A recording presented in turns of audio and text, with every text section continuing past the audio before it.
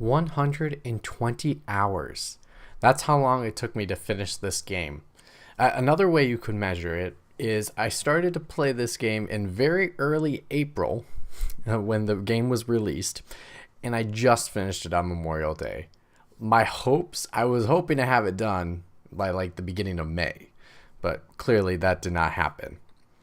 But is too much of this game, did it turn me off? Welcome to my review of Persona 5. For all my reviews, they will always be spoiler free. Not to worry about those people that want to talk spoilers. I will have a separate video always called Spoiler Talk, which will be for that specific game, and you can look forward to that on Friday. On Friday, June 2nd. So in that spoiler review, we'll talk way more in depth about the game, everything about the game. There is nothing that is off limits when we go to the spoiler talk section. But for this one, I ask that if you are going to leave comments below, please leave them spoiler free. So, about this game, the style, man. The style in music and graphics, like, is something very unique that you don't see very often in games.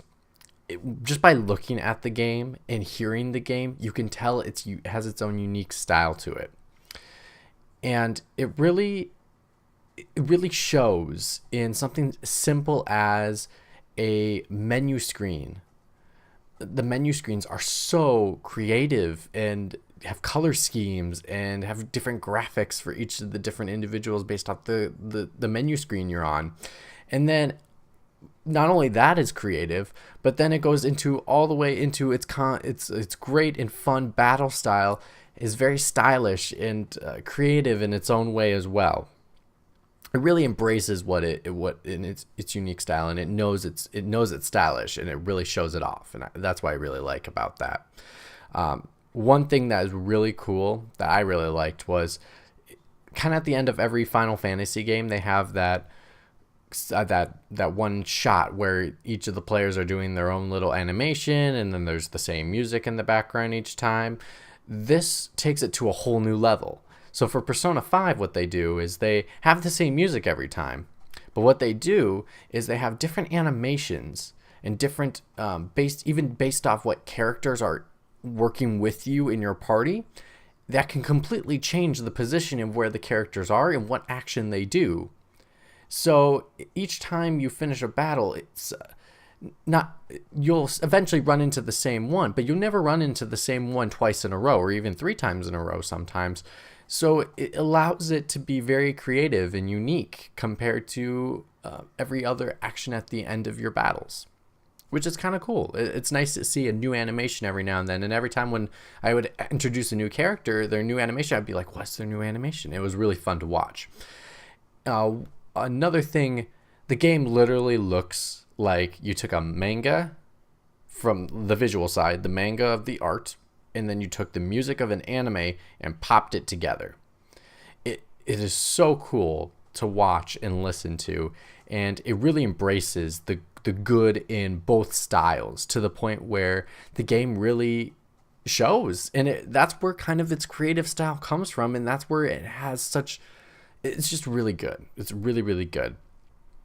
The one thing I will say about it for a criticism is this obviously was made up for PS3 first, and they released it for both PS3 and PS4, but it seems like they up-res the graphic as best they could from the PS3 version, and it doesn't look bad.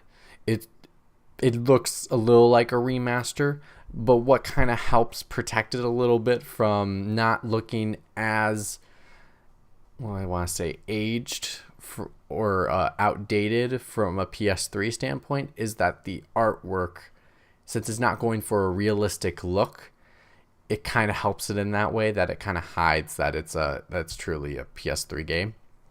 But if they could make when they make a Persona game, the next one for PlayStation 4 or whenever the PlayStation 5 comes out, that is going to be a really good thing to look at. I cannot wait to see what it'll look like and how it will work in that way.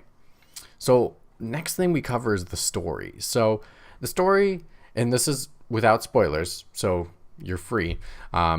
This story involves you as a high school student, and you are in a band of phantom thieves where you explore an alternate dimension and you steal people's desires in order to change them from bad to good. And how you steal these desires from them is in the alternate dimension, you explore something called a palace. And in that palace is where their desire is, and that is where enemies are protecting that desire, and that's where you fight your enemies.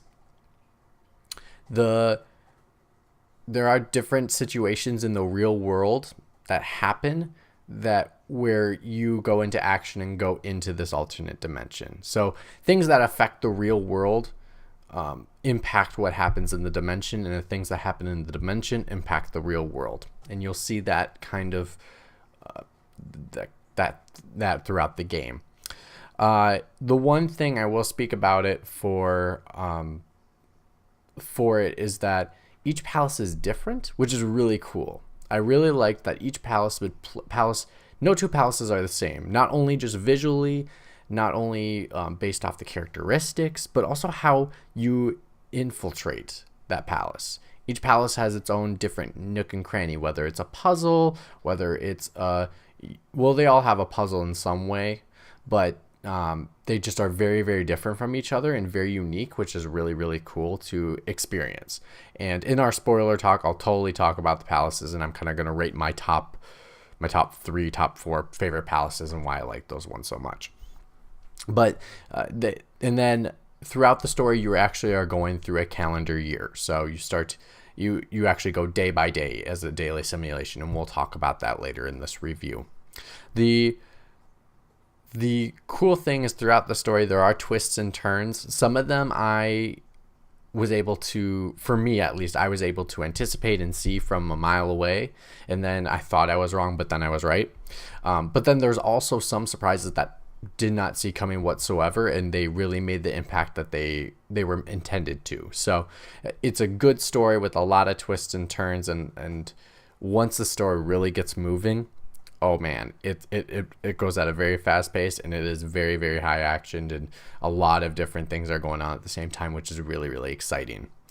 So the thing that makes a Persona game even more important than just the storyline is its characters.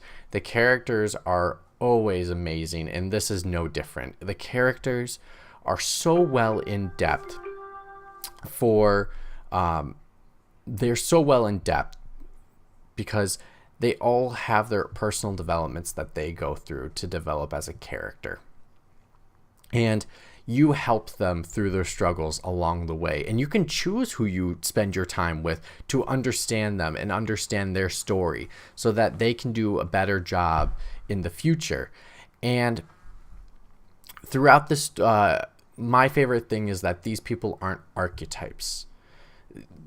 Initially they look like an archetype. You have the pretty girl, you have the sports guy, you have the artistic one, but in the end their archetypes don't define them later by usual archetypes that go with that. So the pretty girl is not just the girl that goes, well, I'm pretty, but I feel like people don't take me seriously because I'm pretty. And that's a lot of time that's what will happen with characters like that they'll try to appease to audiences. And this time they're not that at all. What they do is they actually deal with real situations that someone like that could deal with, someone like you could deal with, something like I could deal with in a daily basis. It was interesting because they put them in real situations and made them feel real. And it was really great to see, because as I was building my relationship, my friendships and my bonds, because when you build bonds, you actually get bonuses in the game. Either that is they get cool powers, you can get discounts at stores, you can be able to get free items, different things like that. As I built these bonds with people, it really felt real. And eventually you can, for some characters, have relationships with. And it makes the relationship seem more real and seem more legit. I would say BioWare's Mass Effect did a pretty good job in building relationships, but it really is not on par with something like this in Persona 5. Persona 5, you get to know that character so well by having more conversations and talking about real world things, and it just leads to something more real in the end. So the characters are not disappointing at all whatsoever, and they're just as good as any Persona game, and this is no different. And I would say that the cool thing about getting to know these characters, and when you get to know some of them, is that during the story, when they say certain things or the way they say certain things, you'll be able to catch on to those little things, because you understand that character more, and you understand what their motives are, and how they feel about certain situations, or how they feel in certain moments. So it just really rewards the story even more when you get to know the characters better. So battle. I mean, the battle system is simple, yet deep enough to where it's not too easy, and it's also very in depth, that you can spend a lot of time focusing on understanding the battle system and being a master of it.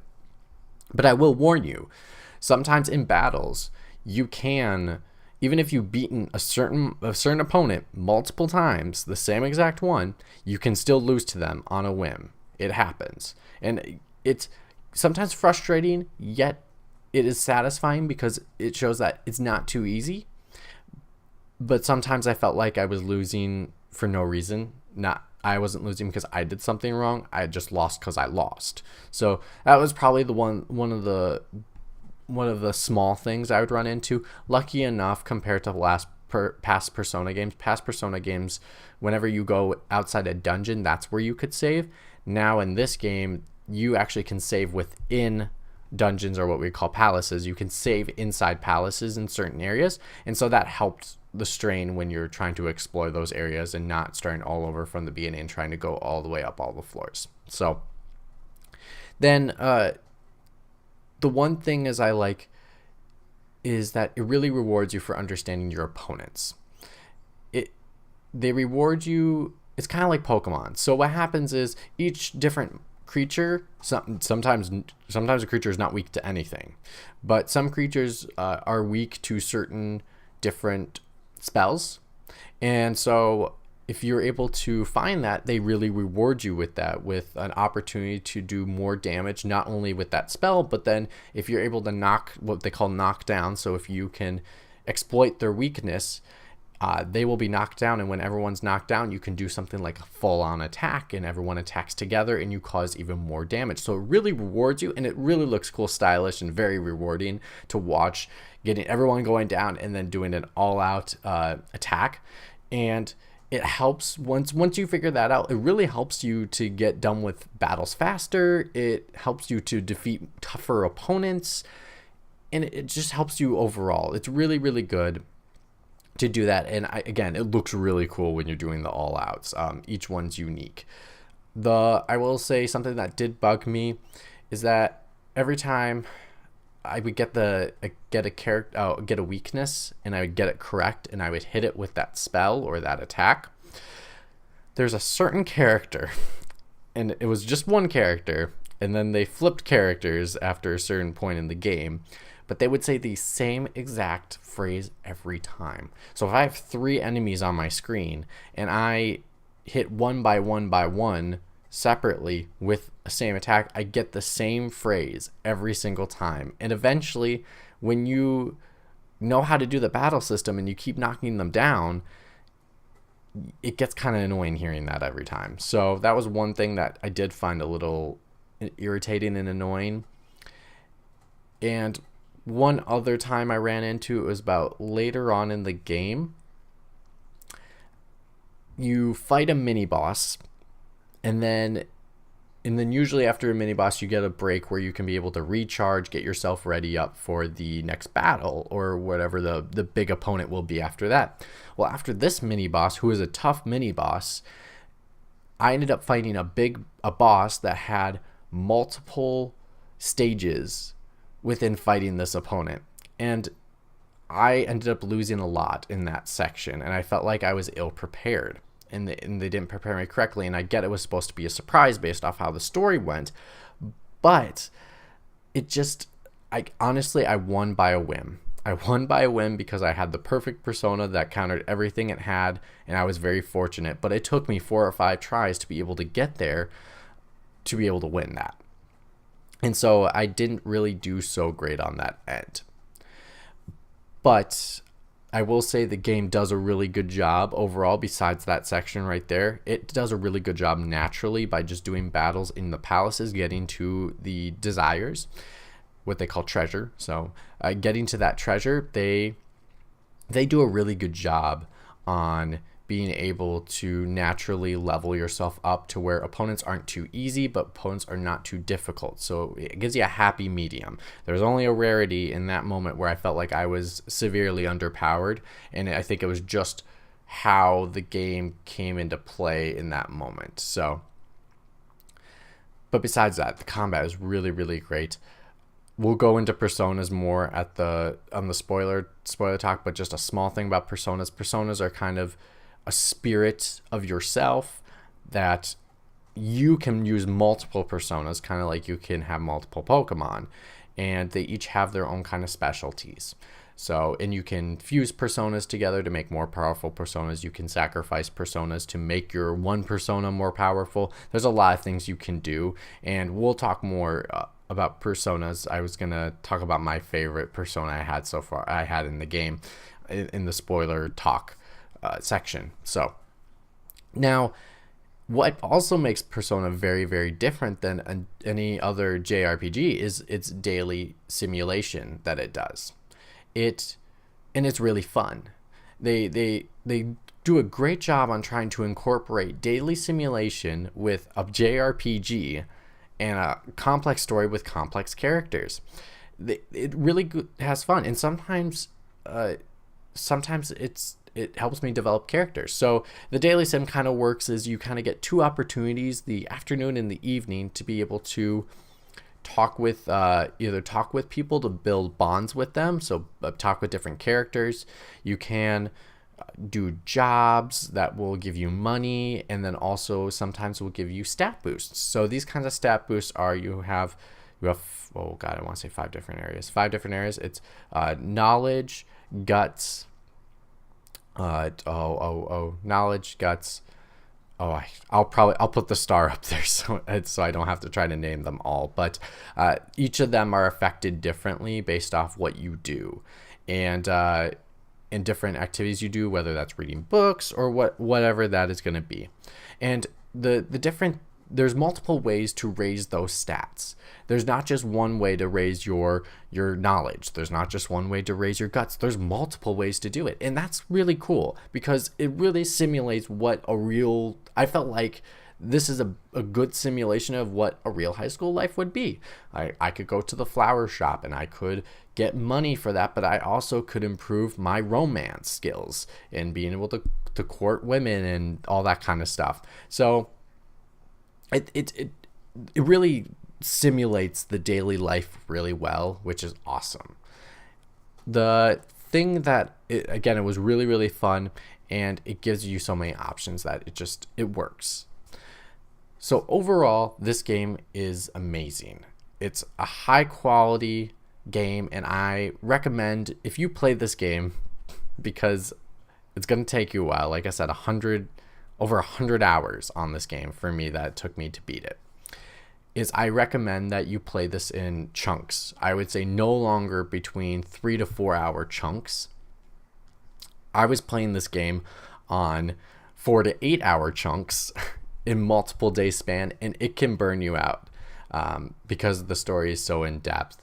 But I recommend you do not walk away from this game don't play this game for 3 or 4 hours and then go away for 2 to 3 weeks and try to come back to it. It is really hard to come back to this game and be able to know where you're at with everything because they have such great complex characters. The story is so in depth, and then you have your daily simulation stuff. There's just so much going on that when you start it, you need to finish it. You can't walk away from it, or else you're going to get lost and you're going to be more inclined to give up, and you don't want to give up on this game.